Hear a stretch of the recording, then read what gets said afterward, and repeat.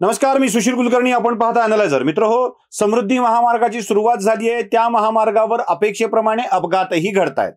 अर्थात अपघाताचं कारण हे लोकांचा वेग आहे.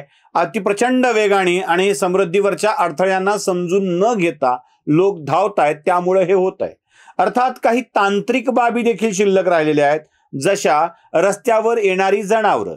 या जनावरांच्यामुळे तिथे काही प्रमाणात अडचण होते. बाजूचं पूर्ण कंपाऊंडिंगचं काम पूर्ण झालं की जनावरं यायची बंद होतील. तोपर्यंत तरी समृद्धीच्या सुसाट वेगामध्ये आपण नियंत्रण ठेवायला हवं.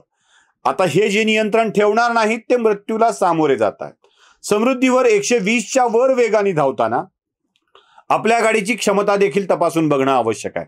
टायर नीट आहेत का, वायरिंग नीट केलेली आहे का, याची खात्री न करता या महामार्गावर जे धावायला येतात त्यांची अडचण होतेच. आणि ही अडचण होणार नाही, होऊ नये आणि समृद्धी नेमकी कशी आहे हे दाखवण्यासाठीच आम्ही समृद्धीच्या झालेल्या मार्गासहित राहिलेल्या मार्गांचा घेतलेला आढावा तुमच्या समोर सादर करतोय. नमस्कार.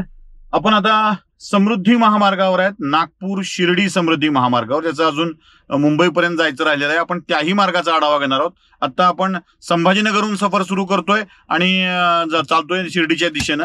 साधारणतः आता आत्ताचा विचार केला तर 10:45 झालेली आहेत. 10:45ला आपण समृद्धी महामार्गावर एंट्री केलेली आहे. किती वाजता शिर्डीत पोहोचतोय तेही आपण बघणार आहोत. चला, समृद्धी महामार्गाची एक झलक तुम्हाला मी आता दाखवतोय. ते बघा, आपल्या गाडीचा वेगही साधारणतः कसा असेल तुमच्या लक्षात येऊन जाईल. प्रचंड वेगानं जाणारी गाडी समृद्धी महामार्गावरून जाते. इथे तुम्हाला बोर्डही दिसतोय कशा स्वरूपामध्ये कोणकोणती गावं किती अंतरावर आहेत, कुठून आहेत. सुरुवातीला तुम्हाला लासूर, वैजापूर, मुंबई. वैजापूरचं अंतर 40 किलोमीटर आहे. इथून मुंबईचं अंतर 322 किलोमीटर आहे. साधारणतः शिर्डीपर्यंतचा हा प्रवास आपला 100 किलोमीटरचा असणार आहे. आणि त्यानंतरचं काम व्हायचं राहिलंय. किती काम झालंय आणि कोणतं काम राहिलंय, किती कामाला उशीर लागणार आहे, या सगळ्या गोष्टी आपण बघणार आहोत. चला, थोडासा वेग वाढवू या गाडीचा.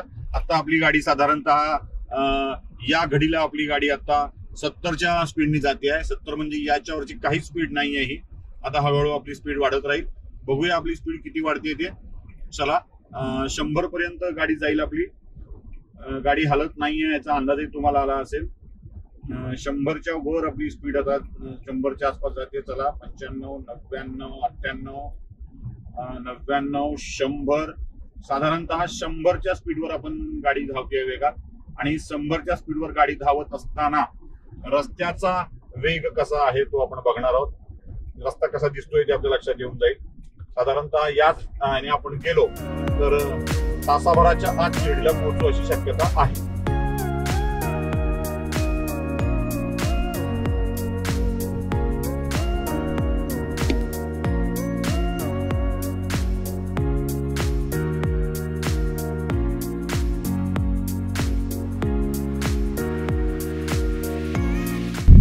आपला प्रवास चालू आहे. 11:10 झाली आहेत. 10:45ला आपण समृद्धी महामार्गावरती आलेलो होतो आणि आता जवळपास 20 किलोमीटर अंतर शिर्डीचं उरलेलं आहे. रस्ता तुम्ही बघा. आपली गाडी साधारणतः वेग मर्यादेचे उल्लंघन करून म्हणजे इथल्या असलेला जाते. आता तुम्ही रस्ता बघताय सरळ कसा आहे. आता रस्ता मोकळा आहे, कोणीही या रस्त्यावर नाही आहे. सध्या गर्दी खूप कमी आहे.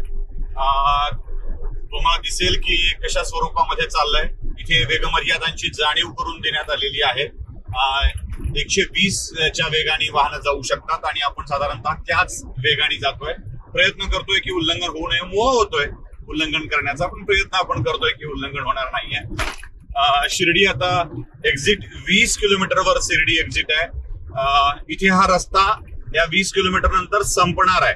म्हणजे नागपूर पासून शिर्डी पर्यंतचा जो रस्ता आहे त्यातला आपण औरंगाबाद ते शिर्डी असा प्रवास केलेला आहे आणि ते हा रस्ता संपणार आहे. त्याही पुढे काम चालू आहे, बरंचसं काम झालेलं आहे आणि ते किती झालंय हे आपल्याला तिथे प्रत्यक्षात जाऊन बघायचं आहे. त्यामुळे आता शिर्डी पर्यंतचा रस्ता आता 20 किलोमीटर फक्त उरलेला आहे. आता बघूया आपण शिर्डीत पोहोचतानाही तुम्हाला मी दाखवतो की आपण शिर्डी एक्झिटच्या इथे किती वेळात पोहोचतोय. आता 11:11 झालेत. 20 किलोमीटरचं अंतर उरलेलं आहे. 100 किलोमीटरचं अंतर होतं. साधारणतः त्या 15 आणि 10-25 मिनिटांमध्ये आपण 75-80 किलोमीटरचं अंतर आलेलो.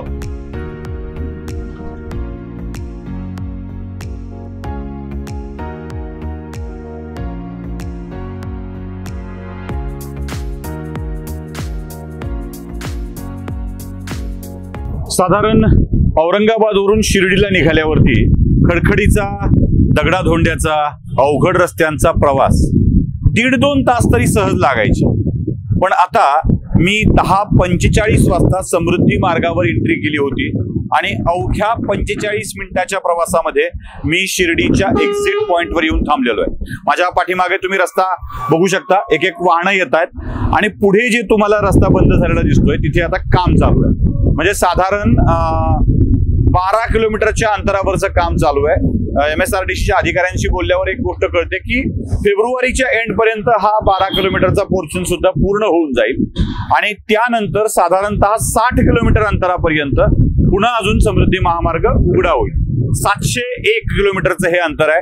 701 पैकी आपण 520 किलोमीटर म्हणजे नागपूर पासून 520 किलोमीटर अंतरावर शिर्डी एक्झिट आहे आणि त्यानंतरचा जो उरलेला साधारणतः 180-81 किलोमीटरचा टप्पा आहे, त्यातलंही 60 किलोमीटरचं अंतर हे पूर्ण होणार आहे. म्हणजे फेब्रुवारीमध्ये आपण नाशिक पर्यंत, सिन्नर इंटरचेंज ज्याला या रस्त्याच्या भाषेत म्हणतात, त्या सिन्नर इंटरचेंज पर्यंत आपण फेब्रुवारी पर्यंत प्रवास करू शकणार आहोत. म्हणजे इथून जर अंतर विचार केला तर पुन्हा 15-20 मिनिटाचं. म्हणजे साधारणतः औरंगाबादवरून निघणाऱ्या माणसाला नाशिक मार्गे मुंबईला जायचं असेल तर या आधीचं अंतर 7 ते 7.5 तासाच्या प्रवासाचं होतं, पण आता सिन्नर इंटरचेंज पर्यंत हे अंतर अवघ्या 1.5 ते 2 तासामध्ये आपण पूर्ण करू शकणार आहोत. पुढचं अंतर जे असेल ते असेल. म्हणजे मुंबईचा प्रवास हा साधारणतः 2-2.5 तासानं आत्ता तरी फेब्रुवारी पर्यंत तरी आपला कमी होणार आहे. आणि त्यानंतर एक मोठा पोर्शन आहे ज्या कामाला प्रचंड अडचणींचा सामना MSRDCला करावा लागणार आहे. कारण रिमोट एरियामध्ये जिथे वाहनही पोहोचू शकत नाही अशा भागात डोंगरात एका भव्य पुलाचं निर्माण त्यांना करायचं आहे. बघूया या वर्षाच्या अखेरीपर्यंत तरी आपण सगळे नागपूरहून मुंबईचा प्रवास 8 तासामध्ये करू शकतो का ते. चला पुढचा मार्गही आपण बघणार आहोत.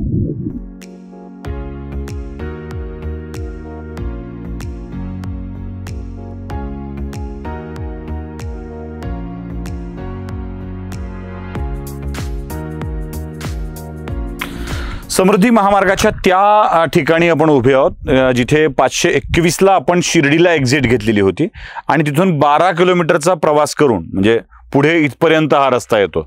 तसा शिर्डीतून येऊन पुन्हा इथपर्यंत यायला आपला बराचसा वेळ लागलेला आहे. पण आता साधारणतः आपण वेळ जर बघितली आता 12:10 झालेले आहेत. म्हणजे जेवढा वेळ औरंगाबादवरून शिर्डी यायला लागला तेवढाच मला शिर्डीवरून परत या रस्त्यावर यायला लागलेला आहे. आता आपण बघतोय हे 532 किलोमीटरवरून हा रस्ता परत सुरू होतोय आणि 532 ते 600 असं एवढं अंतर इथपर्यंत आता काम जवळपास झालेलं आहे, ज्यावरून आपण प्रवास सुद्धा करणार आहोत. मला तुम्हाला सांगायला एक आनंद होईल की मी या रस्त्यावर तशा MSRDCच्या गाड्या धावतात, पण या रस्त्यावरून MSRDCच्या व्यतिरिक्त अधिकाऱ्यांच्या व्यतिरिक्त प्रवास करणारे आपण पहिले असू. आता तुम्हाला मी थोडासा फिरवून दाखवतोय. हा रस्ता पुढे कसा सलग आहे तुमच्या लक्षात येऊन जाईल. पुढे सलग म्हणजे आता 532 किलोमीटरच्या याच्यावर आपण उभे आहोत. 520 ते 532 इथे मागं पुलाचं काम जे शिल्लक राहिले 2-3 पुलाची कामं छोटी छोटी ती कामं फेब्रुवारीपर्यंत पूर्ण होतील असं अपेक्षित आहे. आणि इथून पुढे 600 किलोमीटर पर्यंत हे काम सगळं आता जवळपास झालेलं आहे. 701 किलोमीटरचं अंतर आहे. 600 किलोमीटर पर्यंतचं काम पूर्ण होत आलेलं आहे. मध्ये जो रस्ता शेवटी जो उरतोय म्हणजे जिथे संपणार आहे मुंबईमध्ये समृद्धी महामार्ग त्याच्यामध्ये आणि याच्यामध्ये मी तुम्हाला मागं म्हटल्याप्रमाणे एक मोठा असा पूल आहे की जो रिमोट एरियामध्ये आहे आणि ज्याला करायला विलंब लागणार आहे. त्यामुळे आता समृद्धीचा पुढचा प्रवास आपण करणार आहोत, जो पुढच्या सगळ्या 600 किलोमीटर पर्यंतचा प्रवास आपण करणार आहोत. मला एक महत्त्वाच्या विषयाकडे या प्रवासामध्ये तुम्हाला लक्ष वेधायचं आहे. आपण खाली बघतोय की इथे काही बकऱ्या चरताना तुम्हाला दिसत आहेत आणि हे सगळा रस्ता देखील तुम्हाला दिसतोय. त्याच्या बाजूला जो आता सर्व्हिस रोड आहे सगळा आणि त्याच्या बाजूला तुम्हाला दिसेल की काही याचं काम पण झालेलं आहे. हे सगळं यासाठी दाखवतोय तुम्हाला की आता जो रस्ता पूर्ण होतो आहे मागच्या भागामध्येही अशा स्वरूपाचं कंपाऊंड करणं आवश्यक आहे, जे अजून काम व्हायचं राहिलेलं आहे. म्हणजे समृद्धीवर जर प्रवास करत असाल आत्ताच्या घडीला तर एका गोष्टीची काळजी घेतली पाहिजे की अशा स्वरूपाची जनावरं कदाचित रस्त्यावरती येऊ शकतात. तुम्ही भरधाव वेगात असता, 120ची मर्यादा आहे. आत्ता हाऊस म्हणून लोक वेग मर्यादेचं उल्लंघन करतायत, आपणही ते केलेलं आहे. तर या सगळ्या प्रकारामध्ये तुम्हाला एक गोष्ट लक्षात ठेवली पाहिजे की अशा स्वरूपाची वाहनं याच्यावरती येऊ शकतात. एक दुसरी गोष्ट, हे जे काम आता चाललंय ते भोपाळच्या दिलीप कन्स्ट्रक्शन कंपनीकडून काम चाललेलं आहे आणि या कामामध्ये आपण जे रस्त्यावर पूर्ण बघितलं त्यातल्या 90% पर्यंत हे सगळं कंपाऊंडचं काम या कंपनीनं पूर्ण केलेलं आहे.